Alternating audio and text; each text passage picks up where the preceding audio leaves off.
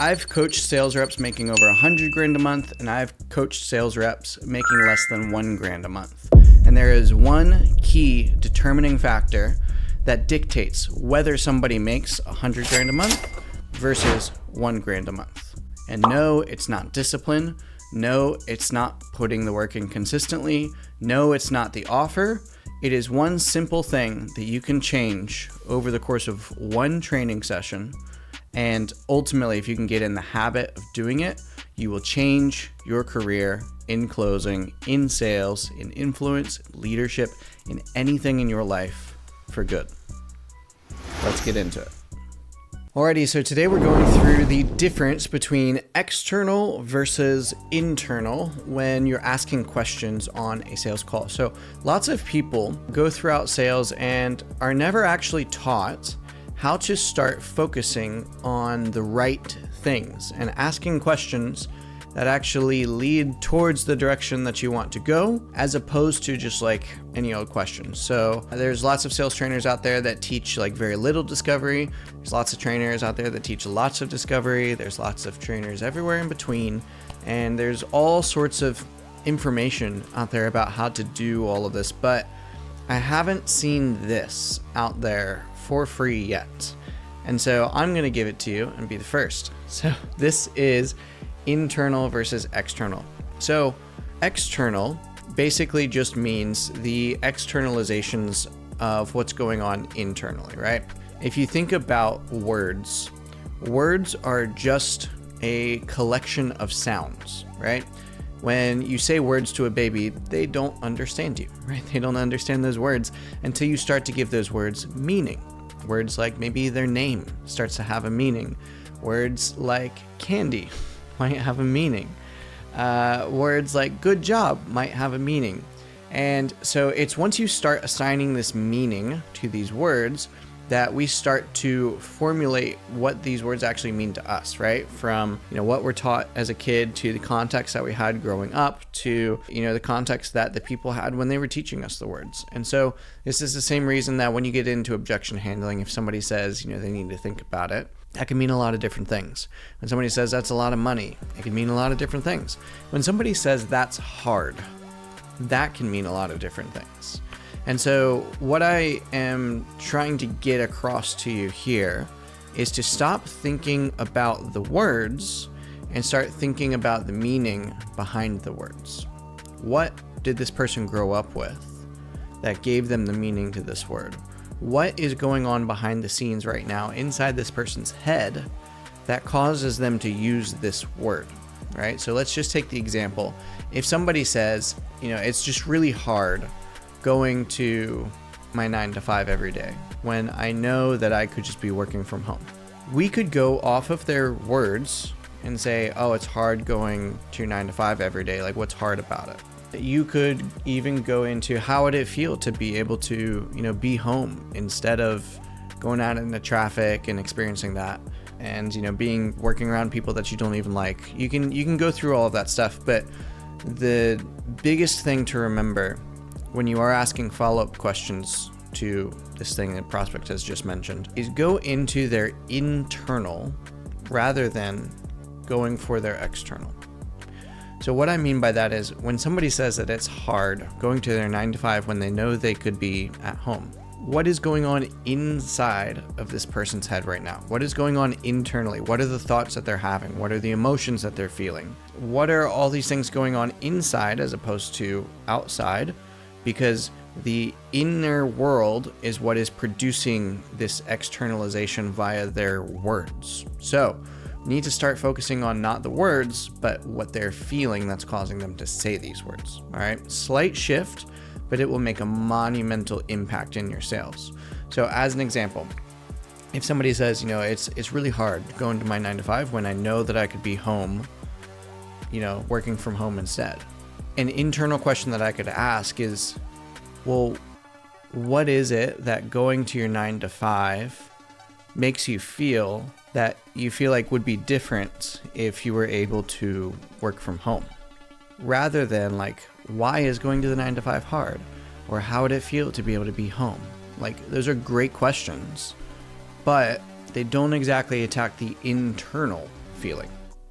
Okay, let's go through another example. Say somebody isn't able to spend the time with their family that they want to spend. Maybe they're working long hours, but they leave before their family is awake in the mornings, and they come back probably somewhere around dinner time, but then they're exhausted, and they get to like say goodnight to their kids, but that's really the only time that they get with them.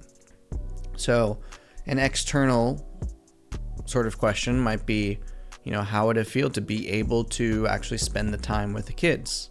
Another external question might be, how does it feel going to work every day, knowing that, 5 out of 7 days in the week, the first time that you're saying hello to your family is when you come home from work? That's a pretty darn good external question.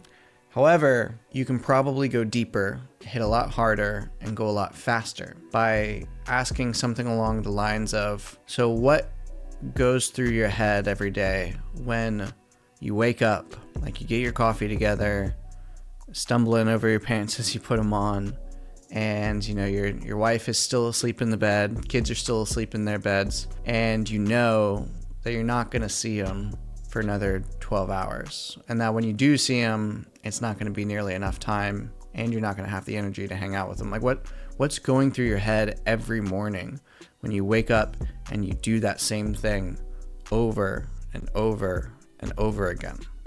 That's an internal question. Now, you'll notice some of these external questions that I'm using as examples are fairly internal, right? I'm asking about feelings. I'm asking about how would it feel. I'm asking about what are the emotions. I'm asking about internal things, but it's not quite the same. You can tell the difference in the gravitas between an external question versus an internal question. You can tell the gravitas between, how would that feel, to what is currently happening inside of your head as you think about this right now.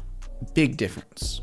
I have heard it said that when somebody is, carrying a boulder on their back, it's hard to think about what it would be like when you get to sit down in the boulder and you get to, feel the relief on your back, because you're so engulfed with the pain and the weight of the boulder that is currently on your back. It's like, dude, why are you even asking me about that? Like, I can't think about anything other than what is heavy on my shoulders right now.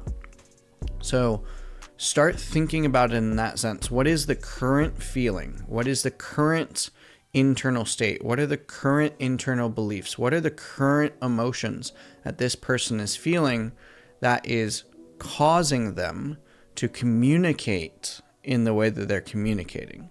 Because again, words are just externalizations of the inner world. When you think about a therapist, when you think about Tony Robbins, when you think about a motivational coach or whatever, and they go deep on all of these topics, they're using the words as a sort of signal to what's really going on inside. And so then they don't go for the words and trying to create this logic trap or lead this person into a way of, the words working together in order to achieve this outcome. Like, a lot of sales trainers kind of teach you to sell, but that is only level 2 of selling. Like, level 1 of selling is just explaining features, benefits, this is what we do, and I think it would probably help you. Level 2 is then going into logic traps and saying certain things that make sense in the moment, but then later on the prospect is going to look back on and they're like, what in the world did I just do? And that's going to lead to refunds and chargebacks, and ultimately people making decisions that aren't necessarily the best for them, and they know it, but they just can't get out of it. Some people can't get out of it. The other ones are just going to tell you to fuck off, right? So the third level of selling now is actually going into the internal state of this person, the internal emotions, and speaking to those. Because at the end of the day, everybody knows that emotions are what actually make the decision. And logic is something that's just there to justify the decision.